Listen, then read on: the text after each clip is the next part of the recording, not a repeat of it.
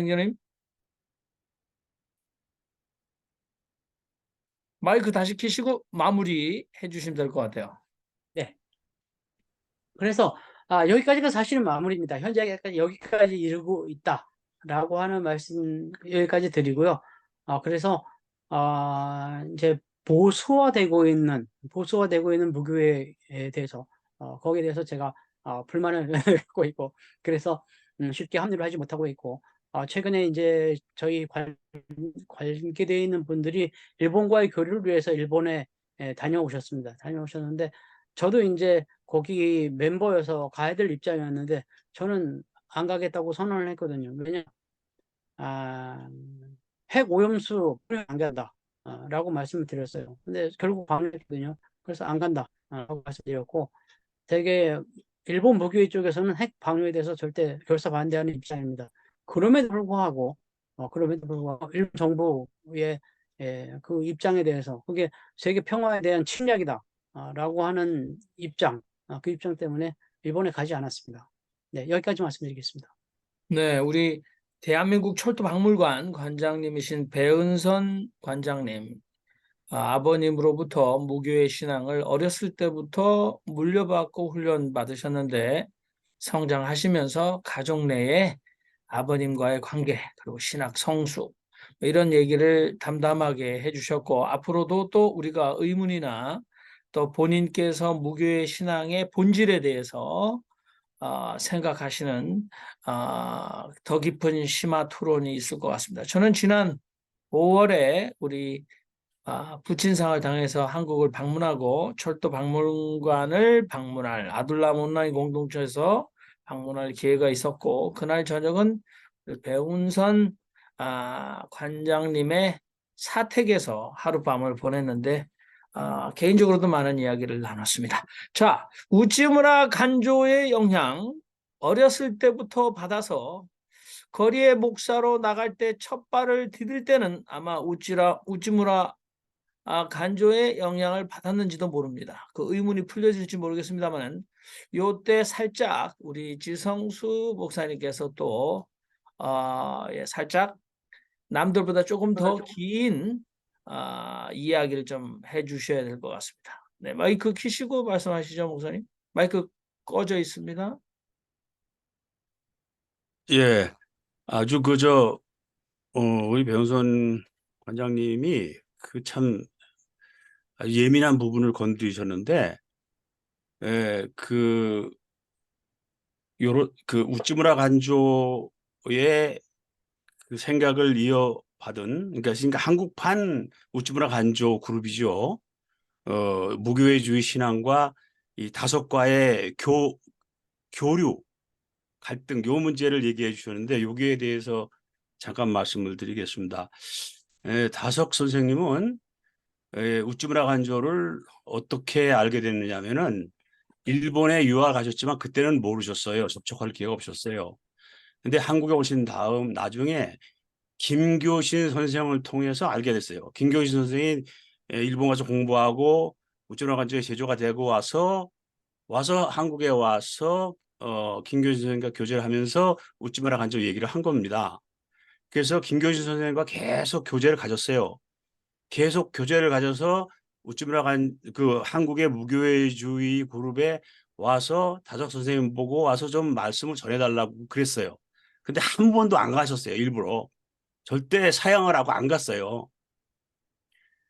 그 이유는 뭐냐면 우찌무라 간조 결국 아주 보수적인 신앙이거든요.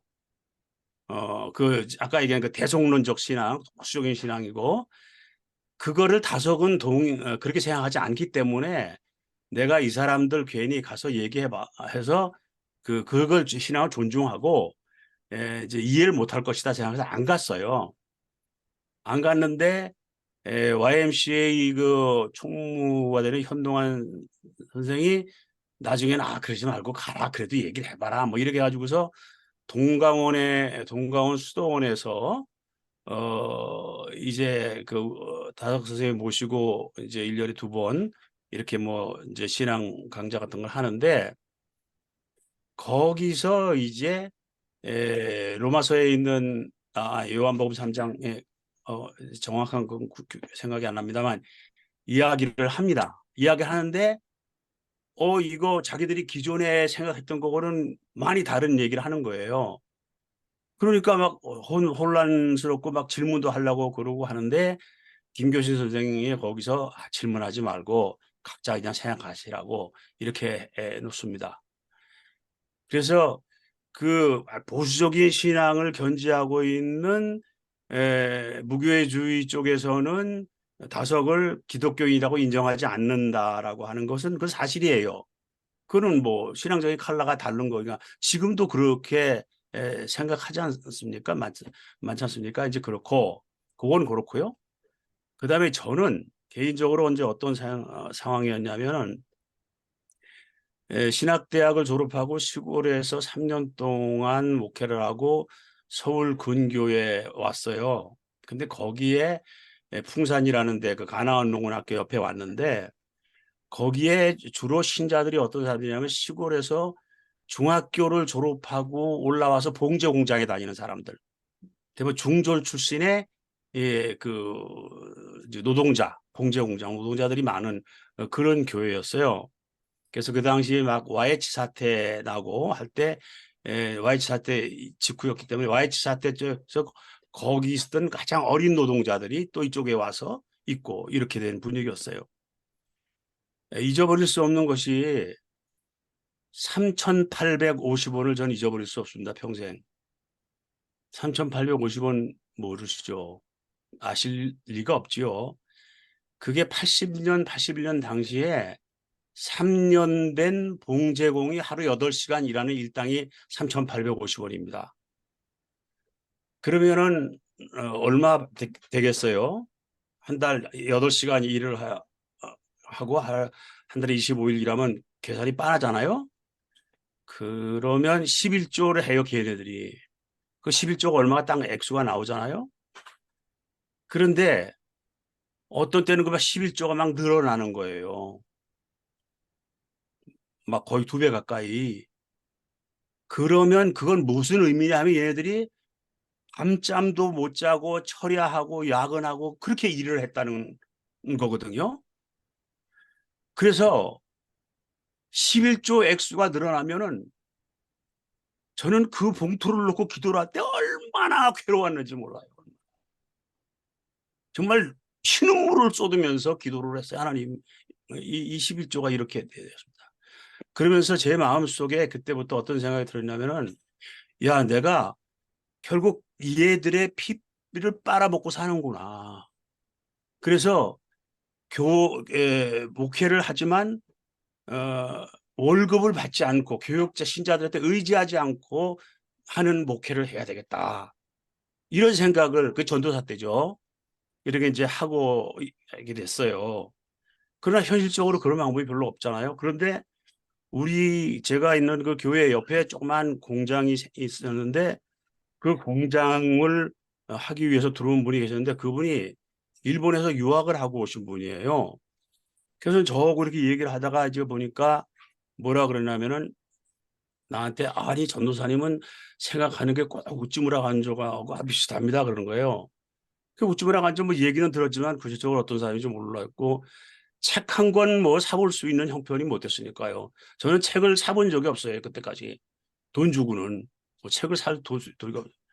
근데 그분이 저한테 우찌무라 간조 전집을 15권짜리 그걸 사주셨어요. 그래서 그것만 읽기 시작을 했죠. 그래가지고 우찌무라 간조의 완전히 그 사상으로 무장이 됐죠. 완전히. 다른 책은 뭐 전혀 보지 않고. 그래서 그 결과가 어떤 결과가 됐냐면 제가 목사 안수를 받을 때 저는 그것도 몰랐는데 나중에 어떤 그 페북에서 어떤 친구가 이제 저한테 이제 목사 안수 동기가 뭐 친구가 그래서 저한테 자기 페북에 사진을 올렸어요. 자기가 안수를 받는데 안수받은 장면을 사진을 올렸더라고요. 근데 제가 화면 한번 공유할게요. 어, 그런데 거기에 제 사진이 그 사람 안수받는 사진 이거 어떻게 공유하는 건가? 이것도 모르겠네. 자, 하여튼 이런 거 나중에 보여드리겠습니다. 이런 겁니다. 그 사진에 안수받을 때 선서를 하잖아요. 선서를 하는데 심각하게 손 들고 선서할 때 저 혼자 선서하지 않고 고개를 푹 숙이고 있는 사진이더라고요. 그 친구가 보내줬는데. 그래서 저는 목사가 된다고 하는 것에 엄숙하게 진지하게 선서하고 할 때 저는 그 당시도 어떤 생각이냐면 이 목사가 된다는 것에 대해서 엄청난 마음의 부담과 거부감과 내가 난 도저히 받아들일 수 없습니다라고 하는 난 그런 마음으로 안수를 받았어요. 왜냐하면 우찌브라 간저가 제일 경멸하는 것이 뭐냐면 직업적 종교인이거든요. 직업적 종교인.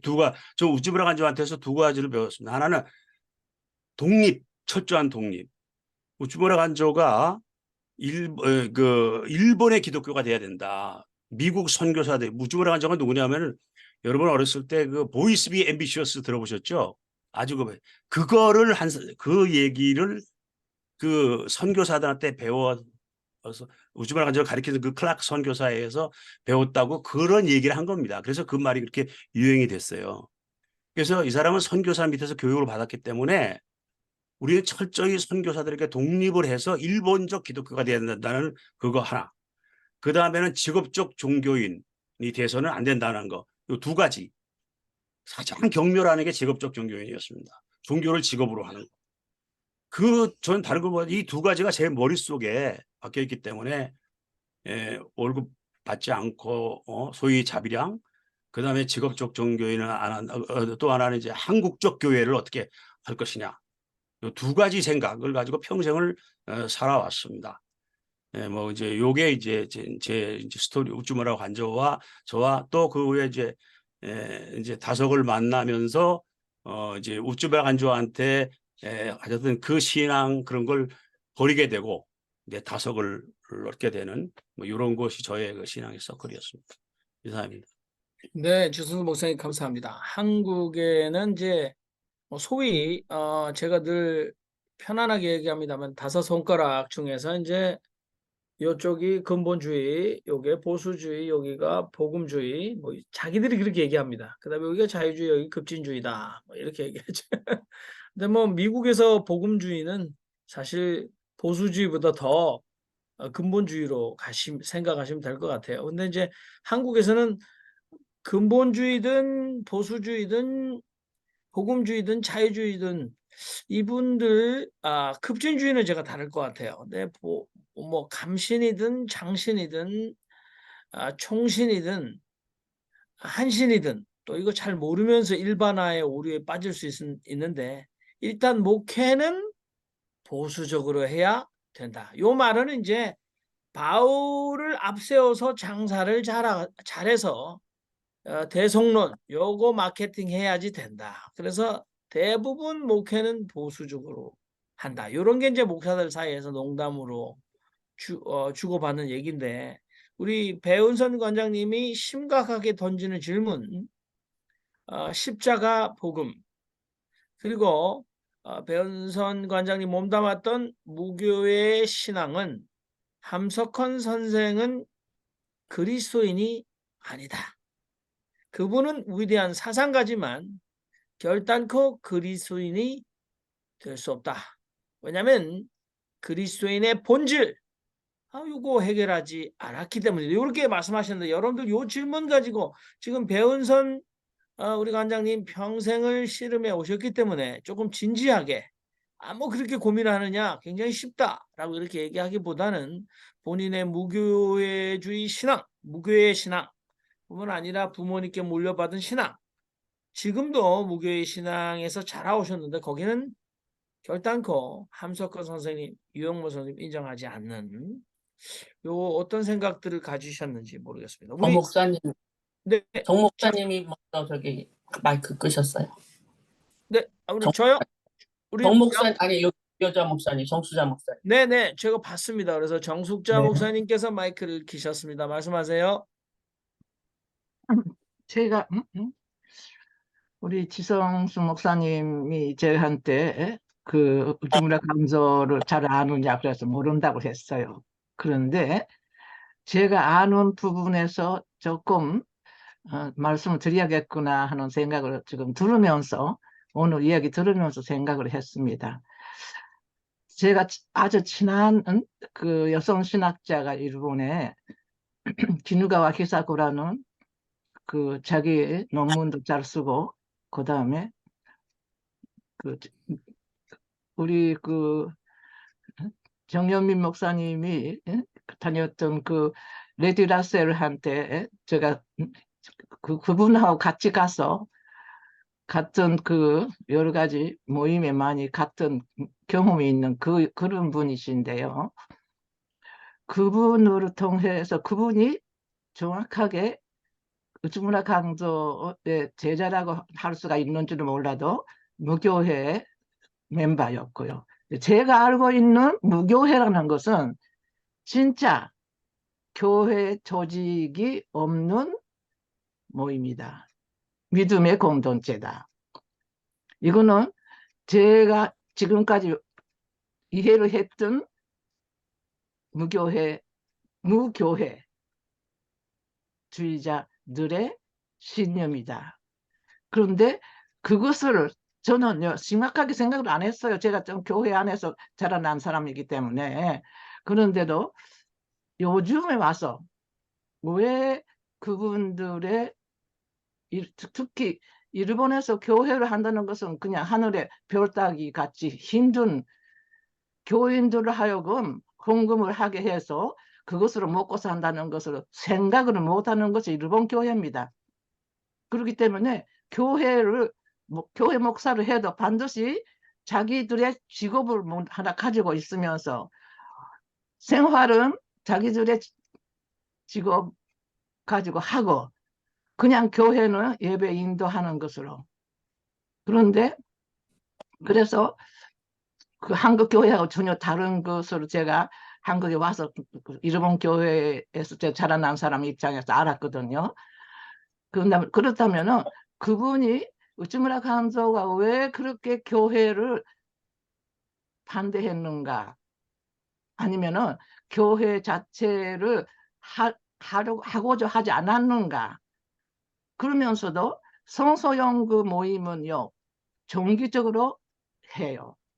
그래서 거기에서 일본 분들이 우리 신자분들보다요, 일반 신도들이 그 교인은 아니라도 성소연구에는 참여하는 사람들이 더 많다는 것을 제가 알았고요. 또 하나가 제 경험 속에서 교회나 어떤 단체가 만들어질 경우에 조직화되면은 그 조직이라는 속에서 사람들이 반드시 상하가 생기고 그것을 운영하기 위한 하나의 경제적인 문제가 생기고, 그러면서 그 자체 진짜 의미가 상실되는 것이, 이것이 문제였구나. 그리고 제가 지금 이 나이가 돼서 좀 느끼는 겁니다. 그래서 제가 아는 일본 목사님이 계시는데요. 그분의 교회는요, 모이는 교회가 아니라 자기가 동네에 나가서 그분들의 농사 짓는 분들하고 같이 농사를 지으면서 그분들하고 대화를 하는 것이 그 양반의 예배. 이런 교회 목사님을 제가 아주 이누가이 목사님이라고 혹시 들은 분이 있는지 모르겠습니다만은 그런 목사님 계세요. 그런데 그분의 메시지에 제 가슴에 지는 것은요, 우리 모든 것을요, 일본말을 하는 와크라 그러는데요, 와크라는 것이 틀입니다. 틀 속에 무엇을 집어넣어 버리면은 새도 그렇고 인간도 그렇고 교회도 그렇고 틀이라는 것 때문에 모두 다 죽인다는 거예요. 근데 그분은 그래서 틀 없는 믿음, 교회, 이런 얘기를 하시는 목사님 계세요. 근데 저는 그분은 굉장히 존경합니다만은 그분이 우즈무라 간조하고 같은 생각이 뭔지는 그거 제가 잘 모르겠어요. 그러는데 만일 우즈무라 간조가 그런 의미에서 무교회로 했던다면은 굉장히 존경을 저는 해야 하지 않겠는가. 이거는 제가 개인적으로 만난 것도 없고 그분 밑에서 배운 것도 없기 때문에 아무것도 모르는 사람의 입장에서 제 증거에 경험하고 제가 아는 목사님의 경험 말씀하고 통해서 느끼는 오늘의 무교회주의에 대한 제 해석입니다. 네, 감사합니다. 자, 여러분, 네. 뭐 편안하게 여러 가지 얘기를 그냥 하셔도 될 것 같아요. 네. 우리 전북 감사합니다. 고창의 윤정현 네, 그러면 저기 네, 양보영 자매님 먼저 네. 말씀하시죠. 네, 아까 그 두 가지 오늘 그 무교에 대해서 얘기하신 거 우선 진보와 보수에 대해서 제가 좀 말씀드리겠는데요. 정숙자 목사님이 얘기하신 그 틀에 대한 거 그거 굉장히 좋은 말씀하셨고 그리고 그 진보는 보면은 이제 우리가 그 약간 크리스찬 정신 같아요, 제가. 그래서 난 교회에서 진보를 세력을 싫어하는 게 정말 이상한데 진보의 배경이 그 남을 배려하고 많은 사람, 모든 사람이 공평하게 사는 거가 그게 만드는 사회가 진보고 보수는 기득권, 잘난 사람은 잘 살고 못난 사람은 못나게 살아라. 그게 보수의 그 기본 그 정신이라고 제가 어서 봤거든요. 근데 보수의 정신은 원래 똑똑한 사람은 똑똑하게 그런 사회를 이루면서 상류층을 이루고 또 못난 사람들은 노동을 하면서 살아라. 이게 이제 그 보수의 목적인데 근데 그 교회에서 크리스찬의 정신은 하나님이 그랬잖아요. 모든 사람이 다 필요하잖아요. 각계 계층에 뭐 정치를 하는 사람도 필요하고 노동도 필요하고 뭐 과학자도 필요하지만 너무 차이지게 살면 안 된다. 그 밑바닥에 있는 사람들도 웬만큼 기본 생활을 유지해야지만 폭동이 안 일어나고 전쟁이 안 일어나고 다 인권을 존중해 가면서 살아야 된다. 이게 진보인데 그렇지 그 교회에서 한국 교회, 미국 교회는 그렇지는 않은 것 같은데요. 한국 교회에서 대부분 그렇게 보수적인 걸 갖다 많이 하는 거 보고 놀랬어요. 그렇게 막 기득권을 갖다 잘 살아야만 된다. 못난 그리고 한국 교회는 아주 그냥 노동자들은 근접을 못하게 그렇게 큰 교회 가난한 사람 못 들어가게 만들잖아요.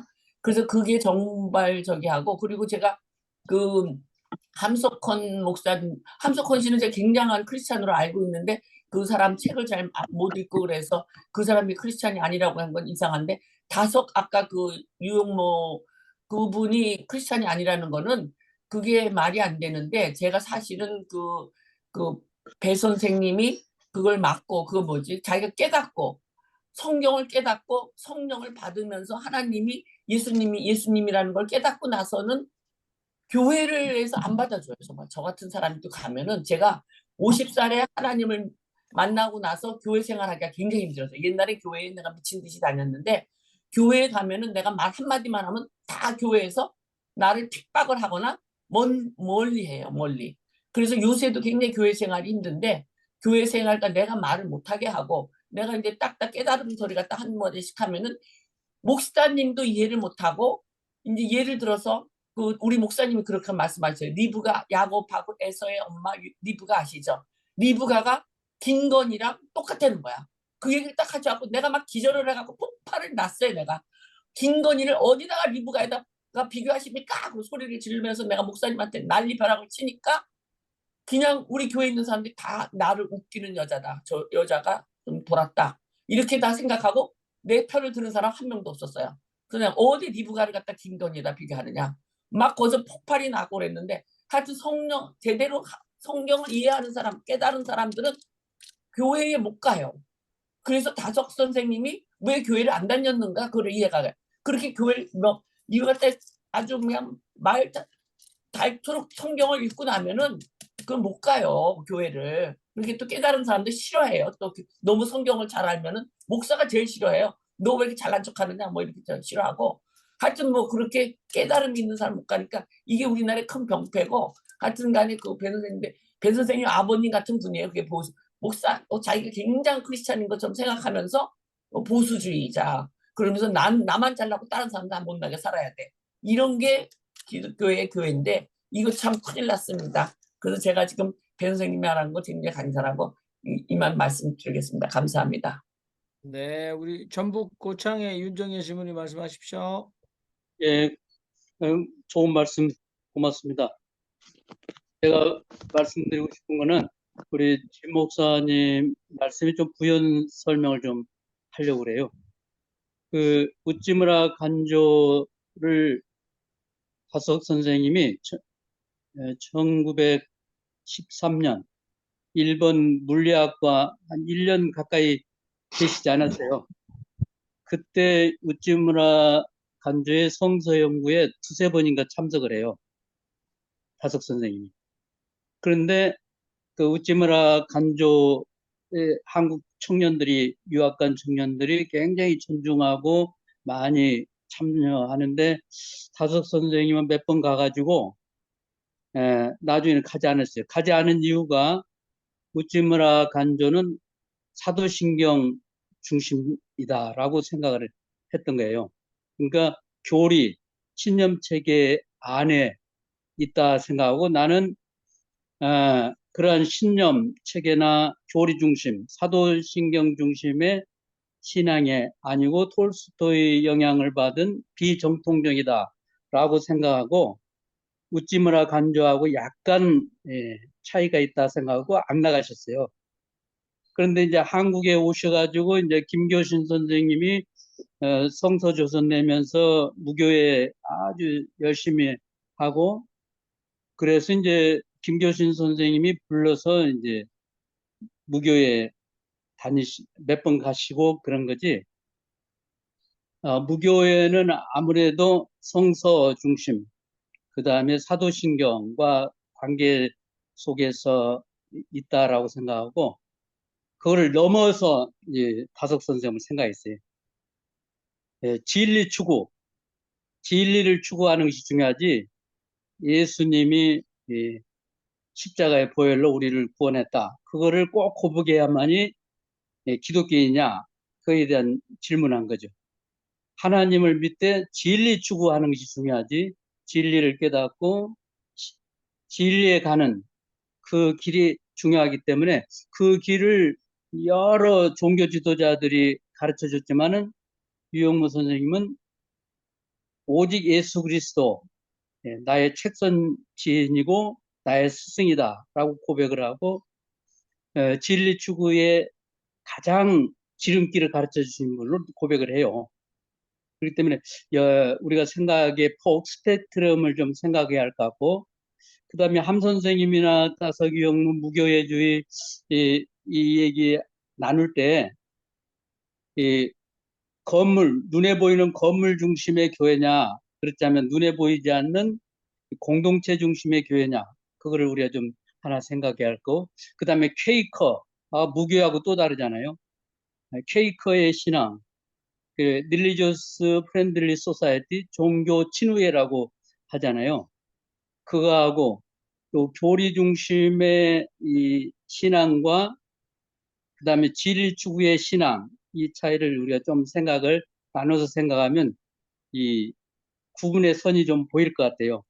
그런 차원에서 우리 배은선 우리 형제님이 제기한 문제를 우리가 그런 차원에서 보면 좀 포용하면서 지금은 다원주의 차원에서 이해가 되지 않을까 그런 생각입니다. 고맙습니다. 네, 윤중현 씨분 감사합니다. 여러분 또 다른 분들 마이크 키시면 제가 얼마든지 말씀하실 기회를 드리겠습니다. 예, 김성재 목사님 마이크 키신 거죠? 삼성 SM? 네. 네. 저는 좀 다른 맥락에서 이제 의문이 그 이제 우찌무라 간조 선생님이 이제 한국에도 있고 특히 일본에 이제 많은 인재들을 이제 양성했잖아요. 그 성경 공부 모임을 통해서 이를테면은 그 남바라 시게루 같은 사람은 상당한 그리스도인이거든요. 제가 판단할 때.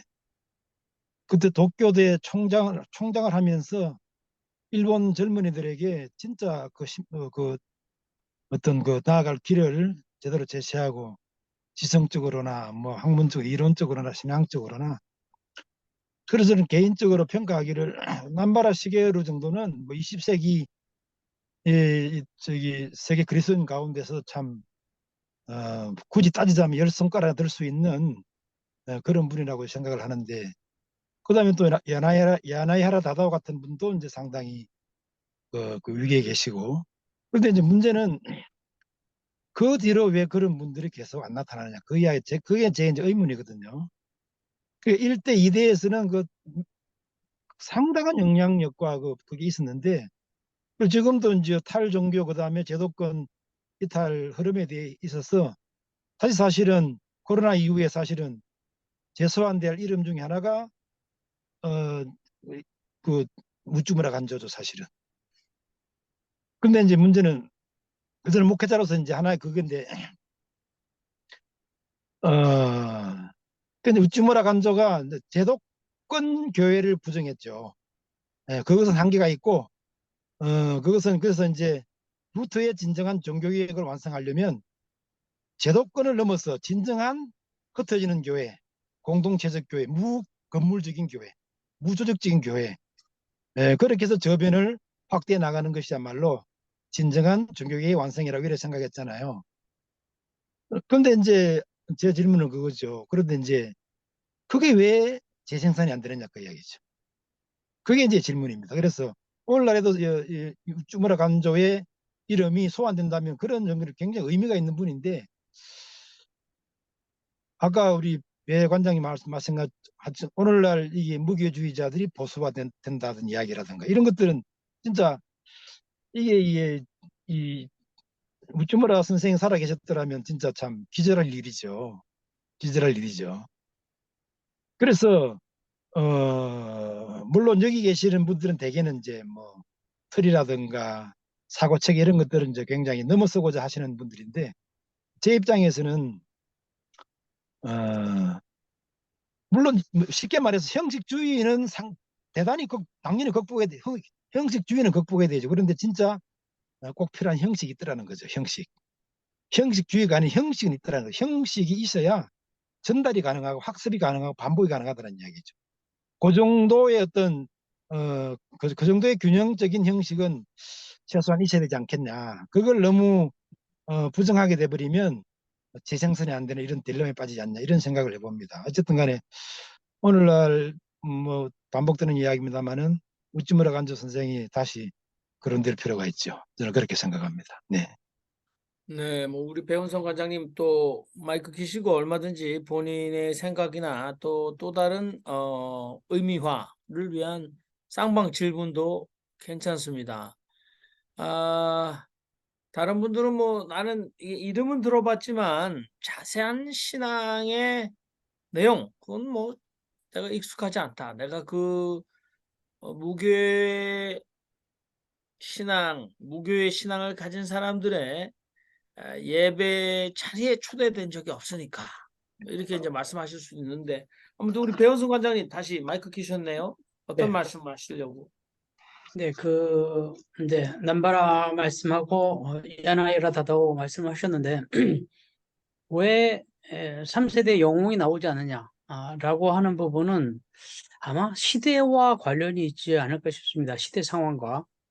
그러니까 일본에서 우치무라 간조가 나오고 야나이하라 다다오가 나온 시대는 제국주의, 그 다음에 전쟁기라고 하는 시대가 영웅을 필요로 하는 시대가 아니었나, 이런 생각이 들거든요. 이런 생각이 들고, 우리나라 같은 경우도 1세대의 김교신 선생이나 함석원 선생이나 송기훈 선생, 그 이후에 이제 2세대, 뭐 노평구라든지 이런 2세대가 있었는데, 2세대까지는 독립전도를 했습니다. 독립전도를 했는데 지금 3세대가 되면서 이게 이제 공동 지도 체제, 말하자면 공동 지도 체제로 들어가거든요. 근데 그렇게 들어가는 것은 아마도 시대 상황 때문이 아닌가, 저는 그 정도로 생각을 합니다. 물론 특출나게 도쿄대 총장을 할 정도의 실력가가 신앙에 관심을 갖지 않는다, 이거로 인해서 일본도 무교회주의가 이렇게 시들해졌는지도 모르겠습니다.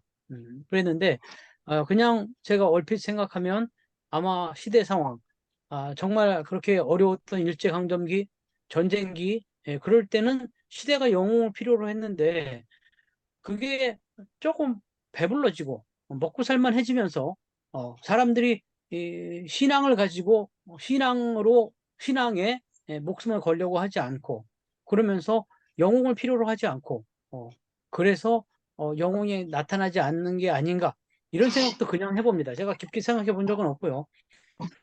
그 다음에 이제 함석헌 선생에 대한 부분은, 함석헌 선생이 이런 말씀을 하신 적이 있습니다.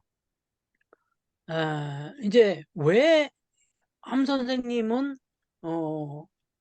예수가 아니라 왜 노자 장자에 연연하십니까? 라고 하는 질문을 했습니다. 누군가가.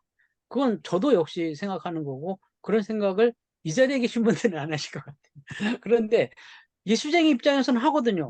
저 예수쟁이라고 하는 사람이 왜 예수 얘기는 하지 않고 노자, 장자, 공자 얘기를 하고 있느냐? 응? 거기에 대해서 함석헌 선생님이 무슨 말씀을 하셨느냐? 기억한 거 그럽니다.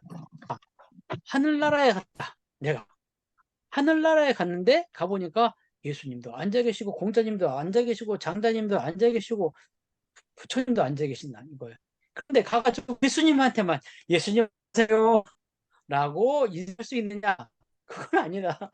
예수님께도 인사드리고, 공자님께도 인사드리고, 부처님께도 인사드리고, 그것이다. 그렇게 말씀하신 것을 제가 어디서 본 기억이 납니다. 제가 함 선생님께 직접 들은 건 아니고, 저도 이제 송대웅 선생님과 제가 60년 차이가 납니다. 제가 64년생이고 송대웅 선생님이 1904년생이세요. 함석헌 선생이나 김교신 선생은 그분들보다 연세가 조금 더 많습니다. 그러니까 저하고 60년 차이가 더 나니까, 제가 이제 함석헌 선생님 뵀을 때는 뵌지 얼마 안 돼서 이제 돌아가시고 그랬거든요. 그랬는데 어쨌든 제가 함석헌 선생이나 저고 선생님이 기독교인이 아니다라고 말씀을 드리는 것은 기독교를 따라오지 못한다, 기독교의 테두리 안에 들어올 수 있는 수준이 아니다, 이런 뜻이 절대로 아닙니다. 기독교라고 하는 틀을 집어넣을 수 없는 사람이다라는 뜻입니다. 정확하게 말씀드리면. 그래서 기독교 이하다라는 뜻으로 기독교인이 아니다라고 말씀드리는 게 아닙니다. 적어도 우리가 기독교인임 내 하는 존재들의 시각이나 생각 가지고 판단할 수 있는 사람이 아니다, 그것을 넘어선 사람이다, 이렇게 얘기하는 거지 그 이하다라는 뜻이 아닙니다. 그런데 함석헌 선생은 다릅니다. 함석헌 선생은 유용문 선생님하고는 전혀 다른 존재입니다. 전혀 다릅니다. 그분한테는 도덕적인 하자가 굉장히 있는 분입니다. 그것 네, 때문에 네. 기독교인이 아니다라고 말씀드립니다. 네, 그거는 이제 제가 이렇게 막 약간의 그 시차에 갑작스러운 어택으로 비몽사몽 하는데요. 사실은 우리 이제 배은성 관장님 댁에서 저와 함께 앉아서 그 문제를 심각하게 얘기하고, 또 아침에 또 저는 아침을 한 30년간 안 먹었는데요. 그런데 아침을 또 마련해 주셔가지고 또 거기서 말씀을 나누고. 근데 글쎄요, 뭐 말씀을 나눴다고 해서 본인이 가진 그 어떤 숙제와 같은 그 부분에 대해서, 특별히 이제 뭐 함석헌 선생님의 개인적 결함 또는 뭐 아무튼 이게 좀 상세하게 알고 계셨어요, 우리 배은선 관장님께서. 그렇다면 그거는 우리가 10계명에 분명히 간음죄다, 굉장히 정확하게 더하지도 않고 빼지도 않고 black is black, 간음죄다, 이렇게 이제 말씀을 하셨어요. 그래서 어떻게 양립할 수 있느냐?